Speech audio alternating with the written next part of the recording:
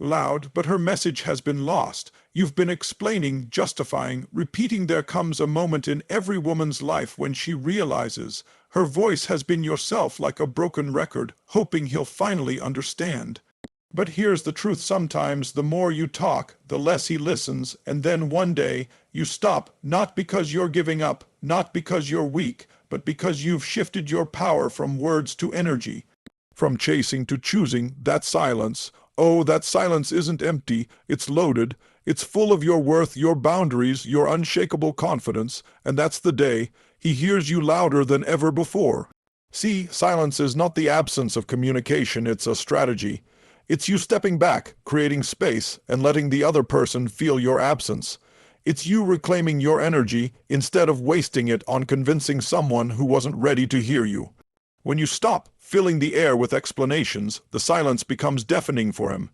He starts to notice the absence of your laughter, your advice, your support. Suddenly, your presence isn't taken for granted, it's missed. This isn't about games. This is about boundaries. This is about knowing that the real power isn't in how much you speak, but in how much you're willing to walk away when your voice isn't valued. And when you do this, everything changes. When you've been pouring your heart out, explaining your feelings, making your case over and over again, you start to notice something. The more you say, the less it seems to matter. You can repeat yourself 100 times, hoping this will be the moment it finally clicks for him, but instead of leaning in, he starts to lean out. Your words become background noise, like a song that's been played too many times on repeat. He's not hearing the meaning anymore, he's just hearing the sound, and this is where silence becomes your most powerful move. Silence has a way of breaking patterns instantly. When he's used to hearing you defend, explain, or plead, and suddenly there's nothing, no calls, no long texts, no emotional speeches, the air feels different. It's not the absence of noise, it's the presence of weight. It forces him to confront the reality he's been avoiding, because now there's no distraction, no verbal cushion. It's just him and the emptiness your silence creates. Silence is not passive, it's intentional. It's a decision to stop giving away your power through constant verbal effort. When you're always talking, you're also always giving. You're giving clarity, reassurance, and attention, even if you're frustrated. But when you go silent, you shift the dynamic. Suddenly, he's not the one deciding whether to listen. Now he's deciding how to deal with the fact that you're not speaking at all. The focus changes from your words to your absence, and absence is felt on a much deeper level than sound ever could be. And here's the fascinating part: silence doesn't just get his attention, it magnifies your value. When something is always available, people start to take it for granted. Your voice, your perspective, your energy, they've been on tap, ready whenever he wanted them. But take them away and you create scarcity. Scarcity makes people think. It makes them realize the privilege they had and didn't appreciate. It's human nature. We notice the weight of something only when it's gone. Silence also removes the possibility of defense or deflection.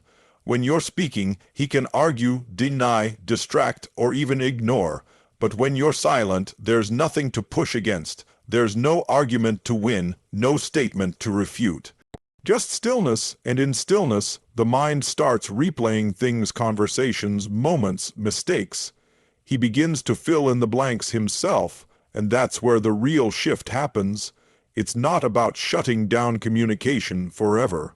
It's about creating a pause so powerful it forces a reset. You stop being the one chasing understanding and start being the one who demands it without saying a word. You stop feeding the cycle of repetition that leads nowhere. You give him the gift of space, which is also the gift of perspective, and in that space your silence becomes a mirror, reflecting back everything he's been unwilling to see until now. Your energy is the most valuable currency you will ever own. Every word you speak, every thought you share, every ounce of attention you give, it's all a transaction. And here's the truth. Too many people spend their energy like they've got an unlimited balance, pouring it into places, people, and situations that give nothing back. When you're constantly explaining yourself, trying to be understood, trying to make someone see your worth, you are investing energy into a bottomless pit. It's not just tiring, it's depleting. And the more you give without getting anything in return, the less valuable your presence feels to them, and the less of yourself you have left for you. Silence is like putting a lock on your vault. You stop handing out your energy for free, and suddenly the dynamic changes. When you stop talking, stop explaining, stop reacting, you reclaim the energy that's been leaking away unnoticed. Instead of giving it to someone who isn't ready to value it, you keep it within yourself. And here's where the magic happens. Your energy starts to build. Your mood lifts, your clarity sharpens, your self-respect grows. You begin to see that your attention is a gift and not everyone deserves it. Think about it. When someone knows they can get your emotional reaction anytime they want, they have no reason to change their behavior. Why would they? They're getting all the benefits of your energy without doing the work to earn it. But when you pull back, when you stop feeding them that constant supply of engagement, they feel the loss. They start to notice the space where your words, your laughter, your opinions used to be. And in that gap, they begin to realize that your energy isn't just nice to have, it's rare, and it's irreplaceable. Protecting your energy is not selfish, it's strategic. It's about recognizing that you are not a public resource.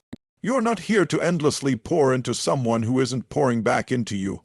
It's about learning that sometimes the most loving thing you can do for yourself, and even for the other person, is to stop feeding them energy they haven't earned. Because when you pull your energy back, it forces them to step up if they want it again, and it's not just about them. This is also about you building a life that isn't dependent on their attention or approval. The energy you save can be redirected into your passions, your goals, your peace. You're no longer running on empty because you've learned to budget your energy like the treasure it is. And once you do that, you realize something powerful. The right people will never drain you. They'll invest right back into you, and the ones who can't, they'll fade away in the silence you've created. People rarely appreciate what's always there. It's human nature. When something is constant, when it's always within reach, we stop noticing its value. We start to assume it will always be there, like the air we breathe or the water we drink. And that's exactly what happens in relationships. When you're always available, always speaking, always showing up, your presence becomes part of the background noise of someone's life. It's not that they don't like you or care for you, it's that they've stopped actively seeing you. You've become a given, and when something is a given, it's rarely cherished. That's where absence changes everything. The moment you stop being instantly accessible, the moment your voice, your advice, your laughter is no longer a guaranteed part of their day, the world shifts for them. Suddenly, what was always there isn't there anymore. That everyday comfort, that reliable connection is missing. And when something is missing, we don't just notice it, we feel it. We feel it in the quiet moments, in the spaces where you used to fill the air, in the sudden awareness that a piece of life feels incomplete. Absence forces appreciation because it creates contrast. When you were present all the time, there was no contrast, just a steady flow of you. But when you step back, they are confronted with the sharp difference between with you and without you. They can't blur the lines anymore. The difference is so clear, it's impossible to ignore. This is when realizations start to hit, that your energy was uplifting, that your presence brought comfort, that your words carried more weight than they admitted when you were still speaking. And here's the powerful thing: absence doesn't require anger, drama, or announcements. It's not about slamming doors or sending "I'm done" speeches. It's simply about choosing to step out of the constant giving mode. It's walking away from the expectation that you'll always be there to soothe, to listen, to fix. Your absence becomes the message, and it's often far louder than anything you could say. For him, that absence is unsettling. At first, he may brush it off, but as the hours and days pass, the space you've left behind starts to feel heavier. He notices the silence between his phone notifications. He remembers moments he didn't fully appreciate. And slowly, the truth dawns: your presence wasn't just nice, it was rare. Absence doesn't just make the heart grow fonder, it makes the mind grow sharper. It forces someone to reassess, to measure what they've lost against what they thought they could take for granted. And if they truly value you, they'll feel the pull to close that gap. They'll seek you out not out of habit, but out of a genuine recognition that life feels smaller without you in it. Silence is often misunderstood. People assume it's a punishment, a cold shoulder, a way to hurt someone. But real, intentional silence isn't about cruelty, it's about clarity. It's about saying, without words, I know my worth, and I refuse to waste it where it's not honored. That's what boundaries truly are. Lines drawn not to keep people out of your life, but to keep your self-respect intact inside it. When you step back into silence, you're not trying to make him suffer. You're protecting your peace, your dignity, and your energy. Boundaries are not born from anger, they're born from self-awareness. You've recognized that repeating yourself isn't working. You've realized that no matter how clearly you speak, if the other person isn't listening, you're only exhausting yourself, so you choose to stop. Not because you've given up on being understood, but because you've stopped being willing to fight for something that should never require a fight: basic respect. This kind of silence isn't the absence of love, it can actually be the purest form of it. Because love for yourself will always be the foundation for any other love you can give. When you protect yourself from emotional burnout, you leave space for healthier, more balanced relationships to grow. And sometimes the most powerful way to teach someone how to treat you is not with lectures or arguments, but with quiet consistency. When you enforce a boundary with silence, you're making a clear statement. I am not available for conversations that go in circles. I am not available for disrespect. I am not available for relationships that drain me. That message lands differently than words because it's backed by action. Words can be ignored or twisted. Silence cannot be denied. And here's what usually happens the moment you stop chasing understanding. People have two choices. They either rise up to meet your standard or they fade away. Either outcome is a win for you. If they rise up, it means they've finally recognized your value and are willing to meet you where you stand. If they fade away, it means they were never going to give you what you needed, and your silence simply made that truth clear sooner. Boundaries in the form of silence don't close doors to the right people. They filter out the wrong ones. They create space for those who respect you to step forward, and for those who don't to step aside. And in that way, your silence becomes not just a form of self-protection, but a declaration of self-respect, one that speaks louder than any argument ever could. Anyone can react in the heat of the moment. Anyone can raise their voice, throw out sharp words, or fire back when they feel disrespected. That's the easy route, the path of impulse, but self-control, that's rare, and in relationships, rarity is magnetic. When you choose to hold back instead of lash out, when you keep your emotions steady instead of letting them spiral, you create an energy that commands respect. You're showing, without saying a word, that you're in control of yourself, and that's power no one can take from you. Self-control isn't about being emotionless, it's about being intentional. You still feel the hurt, the frustration, the disappointment, but you don't hand those emotions over like free samples to someone who hasn't earned the right to handle them. You guard them, you decide when, where, and how to express yourself, and the moment you show that kind of restraint, you flip the script. Instead of him controlling the tempo with his actions, you control it with your silence. This level of composure makes people sit up and pay attention, because when they can't predict your reaction, they can't manipulate it. They can't pull you into pointless arguments or bait you into proving your worth. Your silence and stillness force them to face themselves because you're not distracting them with noise. They have no defense, no excuse, only the reality of their behavior and the gap your calmness creates. And here's where the magnetism comes in. People are naturally drawn to what they can't easily rattle. When you don't flinch, you appear unshakable. And in a world where so many are quick to explode or collapse under pressure, being the one who remains centered makes you stand out. It says you know who you are, you're not desperate for approval, and you won't be dragged into emotional chaos. That kind of strength isn't just respected, it's craved. Self-control also builds trust, even with those who have tested you. When someone realizes they can't get a knee-jerk reaction out of you, they start to see you differently. They may not admit it out loud, but they recognize that your restraint comes from self-respect. And respect breeds attraction, whether emotional, intellectual, or romantic. The truth is, Silence isn't weak, it's disciplined, and discipline is magnetic because it's rare. In a moment where most people would blow up, you choose to hold back. In a situation where most would spill every thought, you choose to wait, and that waiting, that pause, is what makes your eventual words, if you choose to speak them, carry 10 times the weight they would have otherwise. Your self-control becomes the unspoken proof that you are not only worth listening to, but worth holding on to. Silence isn't just the end of a conversation, it can be the beginning of real change.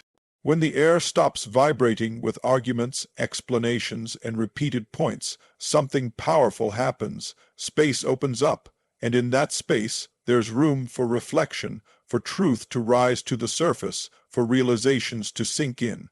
As long as you're talking, the other person can stay in reaction mode. They can defend, deflect, deny, but the moment you stop, there's nothing left for them to push against. They're left alone with their own thoughts, and that's where the shift begins. In that quiet, he starts to hear a different voice, not yours, but his own conscience. He hears the replay of your last conversations, but without the filter of defensiveness. He notices the tone he used, the words he chose, the way he acted. The silence acts like a mirror, showing him not only what you've said, but what his behavior has actually created. This kind of awareness doesn't happen in the heat of an argument. It happens in the stillness afterward, when there's nothing but space to think. Silence is also a reset button for you. It gives you distance from the emotions that can cloud your judgment. It allows you to step out of the cycle of reacting and into a place of observing. You can see the relationship more clearly, its strengths, its weaknesses, and whether it's worth continuing in its current form. Without the pressure to respond immediately, you can make decisions from a place of strength, not exhaustion. And here's the beauty of it: silence works on both ends. It gives him the space to come to his own conclusions, and it gives you the space to remember your own worth.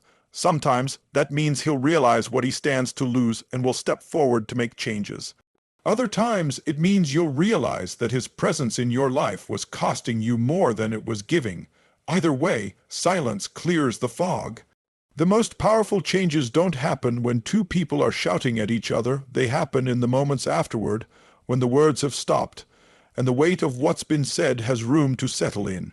By stepping into silence, you're not just withholding words, you're creating the conditions for growth. You're saying, "I've done my part, the rest is up to you."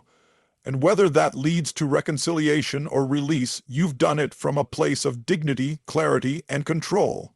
Silence is not emptiness, it's presence on a deeper level. It's you choosing to speak through your actions instead of your words, to hold your ground without stomping your feet. Throughout this journey, you've seen that silence can be louder than shouting, more persuasive than pleading, and more magnetic than chasing. It's the art of shifting from explaining yourself to showing yourself, not by force, but by the undeniable clarity of your absence and composure. When you stop trying to make someone hear you, you create the conditions where they have to hear you, because the noise is gone and only truth remains. The day you silence yourself isn't the day you lose, it's the day you take back control. It's the day you stop being at the mercy of someone else's attention span, moods, or willingness to listen. Instead of reacting to every push, pull, or provocation, you become the anchor. Your energy stops leaking out in endless conversations that go nowhere and starts flowing back to you, fueling your confidence, your peace, and your direction. That's when you realize silence is not a retreat, it's a repositioning. It's stepping out of the chaos so you can see with perfect clarity who deserves a place in your life. When you practice silence intentionally, you also create a mirror for the other person. Without your words to interrupt their thoughts, they begin to replay moments, hear their own tone, and feel the absence of your presence. This reflection can be uncomfortable for them, but it's necessary. Because true understanding doesn't come from being told something 100 times. It comes from finally feeling the weight of it. Your silence becomes the space where accountability grows. It's no longer about what you said. It's about what they finally realize on their own.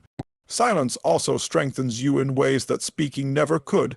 It teaches you discipline, patience, and emotional control. It reminds you that you are not obligated to respond to every situation immediately. You can wait, you can breathe, You can decide when and how to use your voice for maximum impact. And when you do choose to speak again, your words carry the weight of someone who doesn't speak just to fill the air, someone whose voice is valuable because it's used with intention. That kind of presence is unforgettable. In the end, the day you silence yourself is not about him at all, it's about you. It's about breaking the habit of over-explaining, of giving your energy away without return, of fighting to be heard in places where your voice should already matter.